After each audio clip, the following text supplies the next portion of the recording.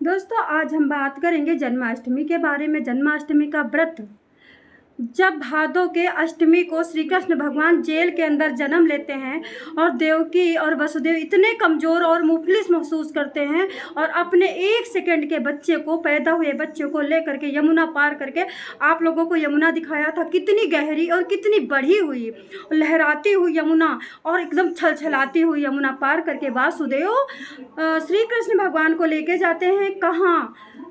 वृंदावन, जहाँ पे नंद का गांव था, और वहाँ पे रख करके रिटर्न आते हैं उनकी बेटी लेकर के।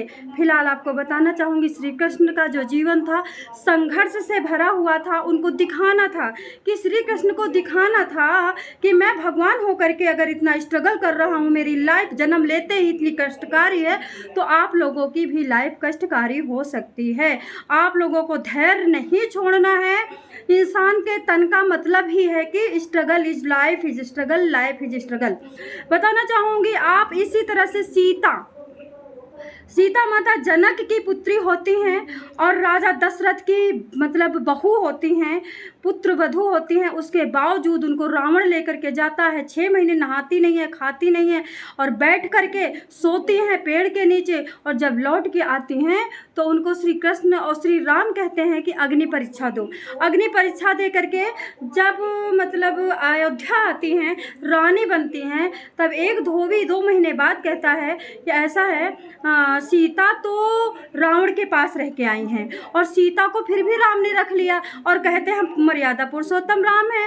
तुरंत राम को जब पता चलता है गुप्तचरों के द्वारा, तो सीता को तुरंत के तुरंत जंगल में भेज देते हैं। और जब सीता को 13 वर्ष का बच्चा हो जाता है, गर्भवती सीता, 3-4 महीने की गर्भवती सीता जंगल में जा करके कैसे लकड़ी तोड़ती है, कैसे फूल चुनती है, कैसे गंगा नहाती है, कैसे सारे जो गुरु थे उनके शिष्यों की सेवा करती है, गुरु की सेवा करती हैं।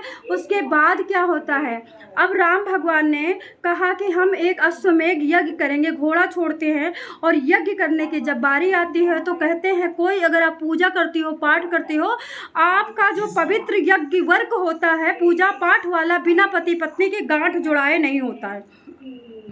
तो सीता माता की याद आती है, कौशल्या जी, कैकेयी जी, सुमित्रा जी। तब राम भगवान कहते हैं कि सीता की पता लगाया जाए, यानी सीता की खोज में बहुत सारे गुप्तचर को निकालते हैं।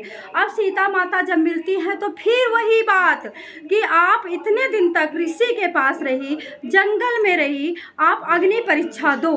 तो ऐसा नहीं है कि सीता माता चाहती तो एक भौं के मात्र से मतलब प्रलय कर देती, लेकिन उन्होंने बर्दाश्त किया, उन्होंने सहा। औरत का जीवन कठिन है, कठिन है, कठिन है।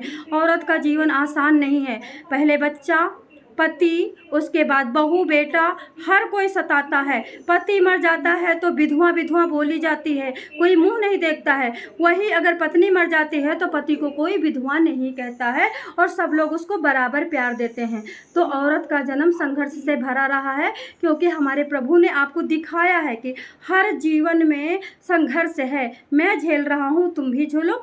लास्ट का मैसेज देना चाहूँगी, जो श्री कृष्ण की जन्माष्टमी का व्रत रहता है, शिवरात्रि का व्रत रहता है और जो एकादशी का व्रत रहता है, उसके बारे में भगवान श्री राम या फिर महर्षि वेद व्यास या फिर कहीं जगह, बहुत सारे गरुड़ पुराण, विष्णु पुराण, सब जगह लिखा है कि उसको कभी भी 84 लाख योनि में नहीं जन्म लेना पड़ता है। वो या तो अच्छे कुल में मानव तन में जन्म लेता है, या तो फिर वो दोबारा से स्वर्गलोक में जन्म लेता है, या तो फिर वैकुंठ धाम में जन्म लेता है।